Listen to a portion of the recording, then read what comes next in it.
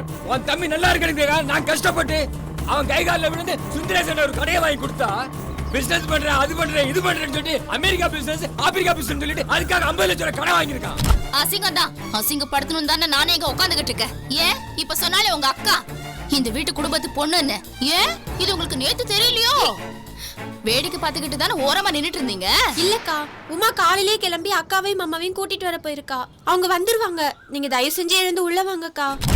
இங்க யாருக்கு என்ன நடந்தாலும் என்னோட நோக்கம் என் அப்பா சங்க தேர்தல்ல நின்னு ஜெயிக்கணும். அப்புறம் இந்த வீட்டை பொறுத்த வரைக்கும் நான் எதிர்பார்த்த சொத்து நம்ம கைக்கு வரணும்.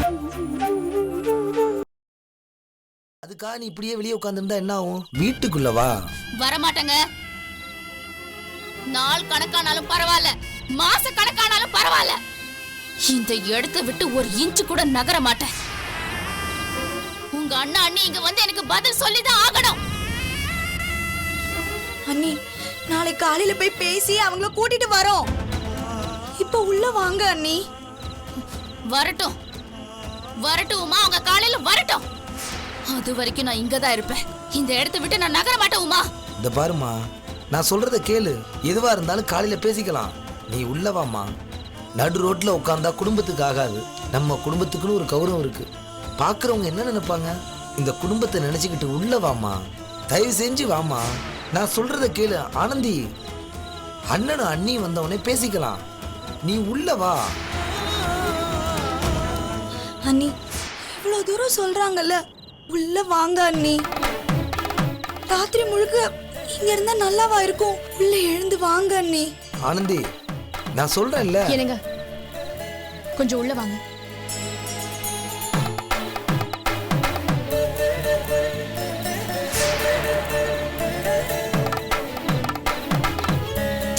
வாங்க, போங்க. ஏய், உள்ள போங்க. என்னது? ஏங்க, அந்த சரவணன் உங்களை கை நீட்டி அடிச்சிருக்கான். அவனுக்கு போய் சப்போர்ட் பண்ணி உங்க அண்ணனை பார்க்க போயிருக்கீங்க. அங்க ஆனந்தி என்னமோ வெளியில போய் டிராமா போட்டுட்டு இருக்கா. அவளை போய் வா வா தாக்கிட்டு இருக்கீங்க. பெரிய இவர் மாதிரி அவ சொந்த பிரச்சனைய ஒட்டு மொத்த குடும்ப பிரச்சனையா நினைச்சு பேசிட்டு இருக்கா. அதுக்கு போய் நீங்க சப்போர்ட் பண்றீங்க. அவ புருஷன் ஓடி போனா யாரு என்ன பண்ண முடியும்? அதுக்காக பார்த்துட்டு சும்மா இருக்க முடியுமா? சும்மா இருக்க முடியலனா ஒரு தொட்டில ஒண்ணு கட்டி அதுல அவளை போட்டு தாலாட்டி பாடிட்டு இருங்க. பேசுறாரு பாரு பேச்சு. அவ சொத்து பிரச்சனையில இருந்து சொந்த பிரச்சனைக்கு எல்லாரையும் டைவர்ட் பண்ணிட்டு இருக்கா. ஒருவேளை நாளைக்கு உங்க அண்ணா அண்ணி வந்தாங்கன்னு வெச்சுக்கோங்க, சொத்து பிரச்சனையை தீர்த்து வச்சுட்டு தான் போகணும். அந்த கைராசி கடையும் இந்த வீடும் நம்ம பேருக்கு வரணும். ஏய், எங்கேயோ பத்தி எரிஞ்சுக்கிட்டு இருக்கும்போது ஏதோ ஒருத்தர் ஏதோ வாசிச்சுட்டு இருந்தானாம்ல, அது மாதிரில இருக்கு நீ பேசுறது. அவளுக்கும் அவ புருஷனுக்கும் பிரச்சனை, ஏதோ சர்வதேச பிரச்சனை மாதிரி பேசிட்டு இருக்கீங்க. ஆமா, நீங்களும் நானும் நல்லபடியாவா வாழ்ந்துட்டு இருக்கோம். இதுல போய் அவங்க பிரச்சனையை போய் நீங்க பஞ்சாயத்து பண்ணிட்டு இருக்கீங்க. இங்க யாருக்கு என்ன நடந்தாலும் என்னோட நோக்கம் என் அப்பா சங்க தேர்தல்ல நின்னு ஜெயிக்கணும். அப்புறம் இந்த வீட்டை பொறுத்த வரைக்கும் நான் எதிர்பார்த்த சொத்து நம்ம கைக்கு வரணும். அது தவிர மத்த பிரச்சனையை பத்தி யோசிக்க வேண்டாம். அவ்வளவுதான் சொல்லிட்டேன்.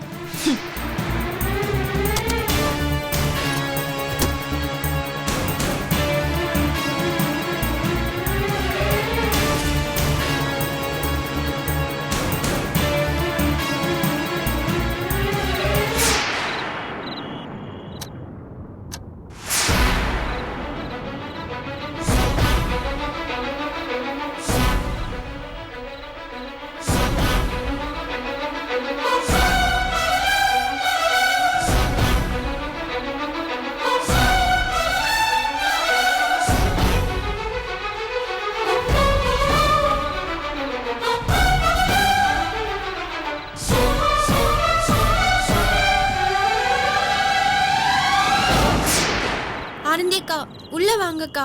எதா இருந்தாலும் அப்புறம் பேசிக்கலாம்.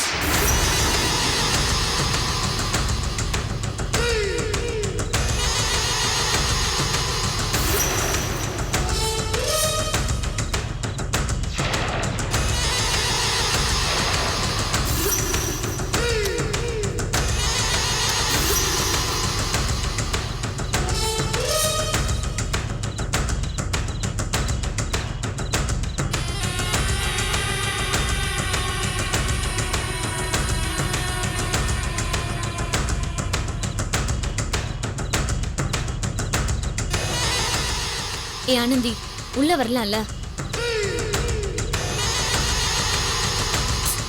அசிங்கமா இருக்கு, நடு ரோட்ல உட்காந்துட்டு இருக்க. அதான் எல்லாரும் சொல்றாங்கல்ல, எதுவா இருந்தாலும் பேசிக்கலான்னு. உள்ள வா.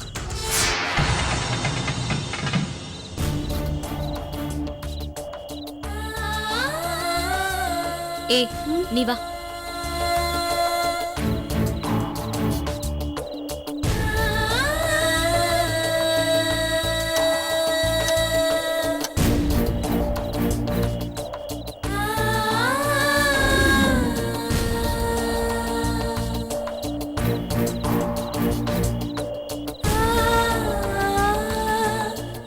அண்ணி உள்ள வாங்க அண்ணி. எதுவா இருந்தாலும் பேசி தீர்த்துக்கலாம் அண்ணி.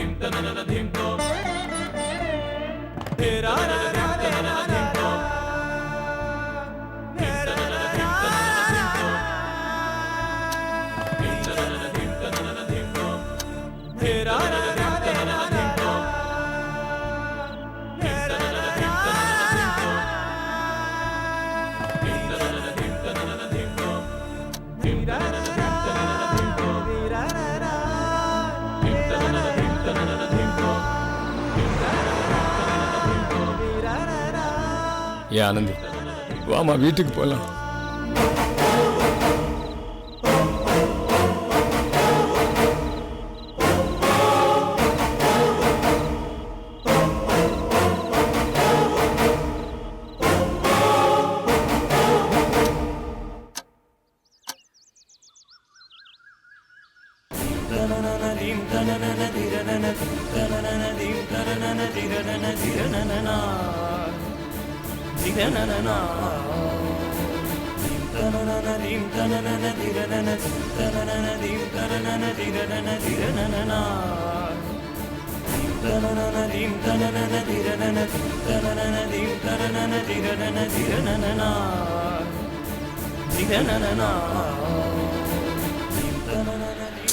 ஆனந்தி, இங்க பாரு, நீ பண்றது கொஞ்சம் கூட நல்லா இல்ல. இப்படி ரோட்ல உட்கார்ந்துட்டு இருக்கிறது கொஞ்சம் கூட சரியில்லை. பேசாம எழுந்து உள்ள வா. இதோ பார், நமக்குள்ள சண்டை இருக்கலாம், உனக்கும் எனக்கும் பிடிக்காம இருக்கலாம், அதெல்லாம் வேற. ஆனா இந்த வீட்டு மருமகளா நம்ம குடும்பத்து பொண்ணா நீ செய்யறது சரியில்லை ஆனந்தி. இப்ப என்ன உங்களுக்கு? உங்க குடும்பமான போகுதா? போனா போகட்டுமே. இந்த வீட்டுக்கு நான் மருமகளாம். இது ஒரு வீடு, இது ஒரு கேடு கெட்ட வீடு. இங்க வந்து நான் மாட்டிக்கிட்டு சீரழிஞ்சு நிக்கிறேன். இதுல மான போதுன்னு வேற கவலைப்படுறியா நீ? ஆமா, அப்படி நான் என்ன பண்ணிட்டேன்? வெளியில நின்னு கலாட்டாவா பண்ண, இல்ல ரவுடித்தனம் தான் பண்ணனா? அமைதியா தானே உட்காந்துகிட்டு இருக்க. இந்த வீட்டுக்குள்ள இருந்துகிட்டு என்ன அசிங்கம் வேணாலும் பண்ணலாம், ஆனா அது யாரும் கேட்க மாட்டீங்க. நியாயம் கேட்க வாசல்ல வந்து உட்கார்ந்தா அது உங்களுக்கு குற்றம், அவமானம் இல்ல? அப்படி இல்லக்கா, நம்ம எல்லாரும் ஒரே வீட்ல இருக்கிறோம்.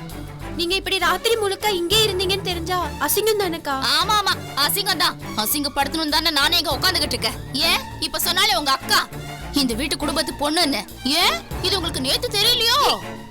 வேடிக்கை பார்த்துக்கிட்டு தானே ஓரமா நின்னுட்டு இருந்தீங்க. இல்லக்கா, உமா காலையிலே கிளம்பி அக்காவையும் மாமாவையும் கூட்டிட்டு வர போயிருக்கா. அவங்க வந்துருவாங்க. நீங்க தயவு செஞ்சு எழுந்து உள்ள வாங்கக்கா. அவ வரமாட்டாமா. நான் கூட என் பொண்ணு தப்பா முடிவு எடுத்துக்க நினைச்சேன், ஆனா அவ கரெக்டா முடிவு எடுத்திருக்கா. இங்க பார், அவங்க இங்க வரணும், என் பொண்ணுக்கு நியாயம் சொல்லிதான் ஆகணும். உன் தம்பி என்ன நினைச்சிட்டு இருக்கான்? அம்போன்னு விட்டுட்டு போயிட்டா நாங்க பேசாம இருந்துருவோமா? வெக்கமே இல்லாம எவ்வளவு பணம் கொடுத்தாமனா அவன் வீட்டுல போய் மறுவாரம் உட்காந்துட்டு இருக்கான். அதெல்லாம் பார்த்துட்டு நாங்க பொறுமையா இருக்கணுமா? முடியாது. என் பொண்ணுக்கும் அவ குழந்தைக்கும் பதில் சொல்லி ஆகணும். எல்லாரும் ராத்திரி நல்ல நிம்மதியா தூங்கிக்கிட்டு இப்ப நிதானமா வந்து கேக்குறீங்கல்ல? எங்களை வேற என்னங்க பண்ண சொல்றீங்க? நாங்க தான் உங்களை வாங்க வாங்கன்னு சொல்லி கேட்டுட்டே இருக்கோம், நீங்க தான் எதுவுமே கேட்க மாட்டீங்களே. ஏமா, நீ தானே உன் புருஷன் இந்த விஷயம் தலையிடக்கூடாதுன்னு மிரட்டி அடக்கி வச்ச. இப்ப வந்து ஏமா என் பொண்ணை கூப்பிடுற? அதுக்கெல்லாம் உங்க பொண்ணு நடு ரோட்ல உட்கார்ந்துட்டு இருந்தா எல்லாரும் எங்களை பத்தி என்னங்க நினைப்பாங்க? சரி, எங்கம்மா உன் புருஷன்? ஏதோ லோடு ஏத்திட்டு போன லாரி வந்து பிரேக் டவுன் ஆயிடுச்சான், அதனால சேலம் வரைக்கும் போயிருக்காரு. யார் எக்கெடு கட்டு போறா நமக்கு என்னன்னு போயிட்டீங்கல்ல? சும்மா வாய்க்கு வந்தபடி எல்லாம் பேசாதீங்க. கடையில ஆளாளுக்கு சொத்துல பங்கு வேணும்னு மட்டும் கேக்குறீங்கல்ல, அந்த லோடு சரியா போகுதா, கடையில சரியா வேலை நடக்குதான்னு யாராவது பாக்குறீங்களா? இல்ல யாராவது ஒருத்தர் தான் கவலைப்பட்டீங்களா? அவர் மட்டும் தாங்க ரா பகல அலைஞ்சிட்டு இருக்காரு. இப்ப கூட என்கிட்ட சொல்லிட்டுலாம் ஒண்ணும் போல, அங்க போயிட்டு தான் எனக்கு போனே பண்ணாரு. ஆனந்தி, நான் சொல்றத கேளு. எல்லாத்தையும் அப்புறமா பேசிக்கலாம். முதல்ல நீ உள்ள வா. நான் வேணா அப்பா கிட்ட சொல்லி பேச வைக்கிறேன். வேண்டாம், யாரும் இதுல தயவு செஞ்சு தலையிட வேண்டாம். இதெல்லாம் நீங்க உங்க சுயநலத்துக்காக தானே பேசுறீங்க. எல்லாம் எனக்கு தெரியும். இங்க பாருங்க, சிவஞானமும் மீனாட்சியும் இங்க வந்து எனக்கு ஒரு முடிவு சொல்லிதான் ஆகணும். ஏமா, அவங்க இந்த வீட்லயே இல்ல, அவங்க இத பத்தி பேசுறதுக்கு என்ன இருக்கு? ஏன் இந்த வீட்ல இல்லனா அவங்களுக்கு எதுவுமே தெரியாதா? சும்மா இந்த கதையெல்லாம் விடாதீங்க. நேத்து போய் உங்களுக்கு எல்லாம் சொல்லி இங்க வரலன்னா என்னங்க அர்த்தம்? இப்போ உமா போயிருக்கால, வரட்டும். ஒரு முடிவு தெரியாம இந்த இடத்தை விட்டு நான் நகர மாட்டேன், என் உயிரே போனாலும் சரி.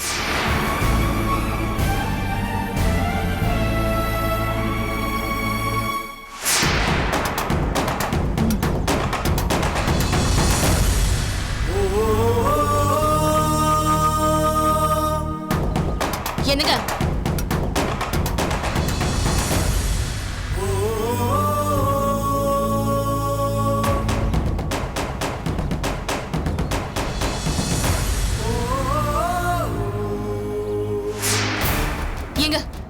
என்னங்க நீங்க ரோட்ல உட்கார்ந்து இப்படி பிரச்சனை பண்ணிட்டு இருக்கா?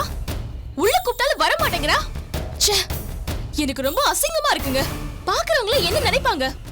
ஏண்டி, இதத்தானே நான் நேத்து சொன்னேன். ஆளுக்கு அவங்கவுங்க பிரச்சனை தான் முக்கியமா இருக்குன்னு பேசிட்டு இருந்தீங்கல்ல? ஏங்க, அவ ஏதோ வீம்புக்கு பண்றா. நைட்டோட நைட்டா எழுந்திருச்சு போயிடுவான்னு நினைச்சேன். ஆனா வீதியிலேயே உட்கார்ந்து மானத்தை வாங்குவான்னு எனக்கு எப்படி தெரியும்? நானே ரொம்ப அகங்காரம் புடிச்சவ, எனக்கு மேல இருக்கா அவ. துர்திர புடிச்ச குடும்பத்துல இருந்து வந்தாலும் திமிருக்கு ஒண்ணு குறைச்சல் இல்ல அவளுக்கு. அண்ணனும் அண்ணி வந்தா எல்லாம் சரியாயிடும். அவங்க இதுக்கு ஏதாவது முடிவெடுப்பாங்க.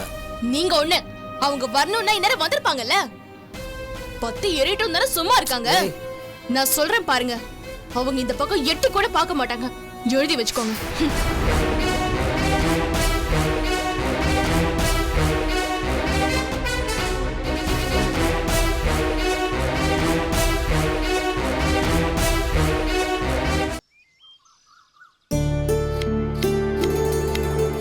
அண்ணி, என்ன சாந்தி? அம்மா அண்ணன் நல்லபடியா வெளியில வந்துட்டாருன்னா கோவில்ல போய் நெய் விளக்கு போடுறேன்னு வேண்டிக்கிட்டாங்க அண்ணி. அது செய்யறேன்னு சொல்லி கோயிலுக்கு போயிட்டாங்க. நான் அப்படியே கடைக்கு போயிட்டு வந்துடுறேன். சரி, பார்த்து போயிட்டு வா. சரிங்க அண்ணி.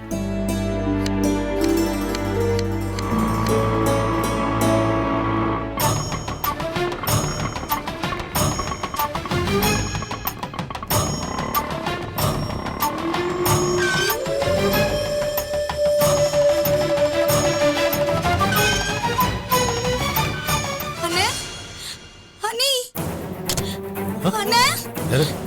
அம்மா, அண்ணி. என்ன உமா? என்னம்மா? என்னாச்சு? என்னாச்சு? ஆ? என்னாச்சு? அண்ணே, உங்க நிலைமை ரொம்ப மோசமாயிடுச்சுன்னு என்ன ஆச்சு? கடங்காரன் வந்து ரொம்ப பிரச்சனை பண்ணா நேத்து. சரவண்ண அந்த நட்டாஷா அப்பாவோட வந்து 50 லட்சம் ரூபாய் பணத்தை கொடுத்துட்டு ஆனந்த் என்னைய அம்போடு விட்டுட்டு அவரோடய போயிட்டான். போயிட்டாங்க? ஆனந்த் என்னை கத்தி கலாட்டா பண்ணாங்க. எவ்வளவோ போராடி பார்த்தாங்க. கடைசியில இன்னைக்கு நடு ரோட்ல உட்காந்துட்டு இருக்காங்க. என்ன சொல்ற? ஆமா நீங்க வந்து பதில் சொல்ற வரைக்கும் அவங்க அங்கேயே தான் உட்காந்துட்டு இருப்பாங்களாம். அவங்க தான் எனக்கு கல்யாணம் பண்ணி வச்சது. அவங்க தான் இதுக்கு ஒரு நியாயம் சொல்லணும். அவங்க வர வரைக்கும் நான் வர மாட்டேன்னு விடிய விடிய நடு ரோட்லயும் உட்காந்துட்டு இருக்காங்க. என்ன? நாங்க எவ்வளவோ சொன்னோம், உள்ள வாங்கன்னு கூப்பிட்டோம். ஆனா அவங்க அந்த இடத்தை விட்டு அசையவே மாட்டேங்கிறாங்க. எங்களுக்கு என்ன என்ன பண்றதுனே புரியல அண்ணி. அண்ணி, நீங்க வரலன்னா ரொம்ப சிக்கலாயிடும் அண்ணி. ஆனந்தி அண்ணி பத்தி உங்களுக்கு நல்லா தெரியும்ல. எங்க வாங்க கிளம்பி போலாம். சரி வா மீனாட்சி. ஒரு நிமிஷம் இருங்க.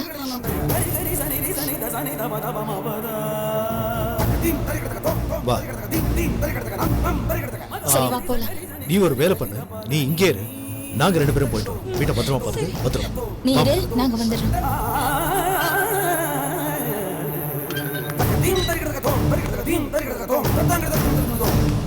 வா வா வா.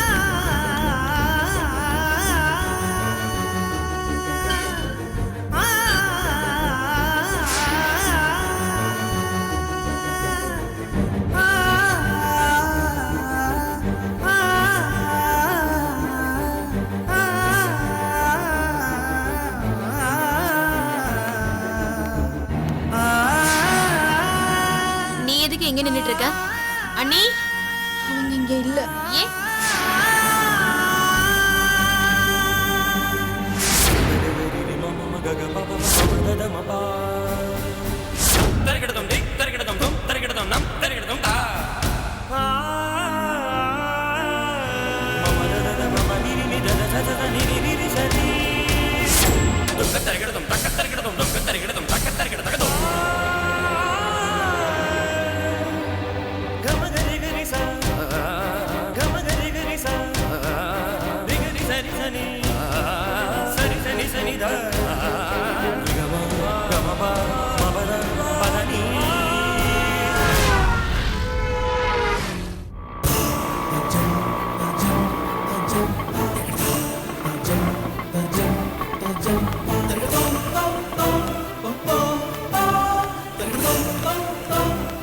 என்னங்க, என்ன இங்க உட்கார்ந்துட்டு இருக்கீங்க? வாங்கயா வாங்க, என் பொண்ணோட நிலைமை என்னன்னு பாருங்க. அன்னைக்கு என்ன ஒரு நான் தற்கொலை பண்ண போகும்போது என்ன காப்பாத்திட்டு இன்னும் பெருந்தன்மையா வந்து பேசுனீங்க. என் தம்பிக்கு தான் உங்க பொண்ணை கல்யாணம் பண்ணி வைப்பேன்னு. கல்யாணம் பண்ணி வச்சதோட வேற என்னையா பண்ணீங்க? இங்க பார், உன் தம்பி நல்லா இருக்கிறதுக்காக நான் கஷ்டப்பட்டு அவன் கை காலில் விழுந்து சுந்தரேசன் ஒரு கடையை வாங்கி கொடுத்தா பிசினஸ் பண்றேன் அது பண்றேன் இது பண்றேன்னு சொல்லி அமெரிக்கா பிசினஸ் ஆப்பிரிக்கா பிசினஸ் சொல்லிட்டு அதுக்காக 50 லட்சம் ரூபாய் கடன் வாங்கியிருக்கான். அதை அடைக்கிறதுக்காக எவ்வளவு தடவை கெஞ்சி பார்த்தேன் அந்த சொத்தை பிரிச்சு கொடுங்கன்னு. ஆனா நீங்க அதை கொடுத்தீங்களா? 6-7 மாசமா இழுத்துக்கிட்டு இருக்கீங்க.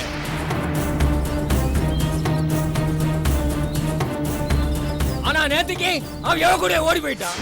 ஆனா இன்னைக்கு என் பொண்ணோட வாழ்க்கை கேள்விக்குறியாகி போச்சியா. இதுக்கு என்ன பதில் சொல்ல போறீங்க? நீங்க சொத்தை பிரிக்க கேட்டீங்க, நான் கையெழுத்து போட்டு கொடுத்தேன். அப்புறம் அவங்களுக்கு இந்த வீடு வேணும் கடை வேணும்னு அடிச்சுக்கிட்டீங்க. உங்க மாப்பிள்ளைக்கு பிரச்சனை வந்துருச்சுன்னு சொத்தை வைக்க மீனாட்சி கிட்ட வந்து கேட்டீங்க. அதுக்கு நாங்க சரி தானே சொன்னோம். அந்த இடத்த வாங்குறவர்கிட்ட நான் பேசுறேன். அவர் கொஞ்சம் டைம் வேணுங்கிறாரு. நம்ம அவசரத்துக்கு அவர் தலைமையில ஏறி உட்கார்ந்தா அவர் என்னங்க பண்ண முடியும்? ஏங்க இப்ப அது இல்லங்க பிரச்சனை. கடங்காரங்க வந்து கேட்டா கூட மஞ்சள் அடிச்சு கொடுத்துருக்கலாம். இல்ல அவன் கை காலில் விழுந்து இன்னும் கொஞ்சம் மாச கணக்க டைம் வாங்கிருக்கலாம் ஐயா. ஆனா அவன் தம்பி ஒரு பொம்பளை மேல பணம் வருதுன்னு சொன்னோட என் பொண்ணு அம்பௌண்ட் தவிக்க விட்டுட்டு போயிட்டாயா.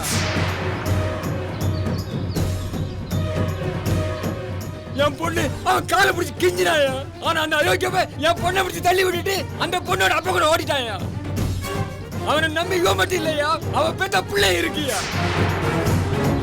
யாரை பத்தி அவன் கவலைப்படாம அவன் சுகந்தான் முக்கியம்னு ஓடி போயிட்டாயா. இங்க நடந்த பிரச்சனை எல்லாம் உங்களுக்கு தெரியாம ஒண்ணும் இல்ல. இத உமா வந்து உங்ககிட்ட சொன்னப்பா கூட நீங்க வரமாட்டேன்னு சொன்னா என்ன அர்த்தம்?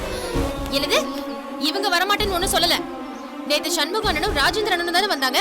சண்முக அண்ணன் எங்க? லாரி பிரேக் டவுன் ஆயிடுச்சுன்னு சேலம் வரைக்கும் போயிருக்காரு. இவங்க வரமாட்டேன்னு சொன்னாங்களா? சொல்லு ராஜேந்திரா, இவங்க வரமாட்டேன்னு சொன்னாங்களா? இங்க பாருங்க, நானும் இந்திராணி அம்மாவும் இவங்களை போக கூடாதுன்னு தடுத்தோம். போனீங்கன்னா நாங்க உயிரோடவே இருக்க மாட்டோம்னு சொல்லி மிரட்டணும்.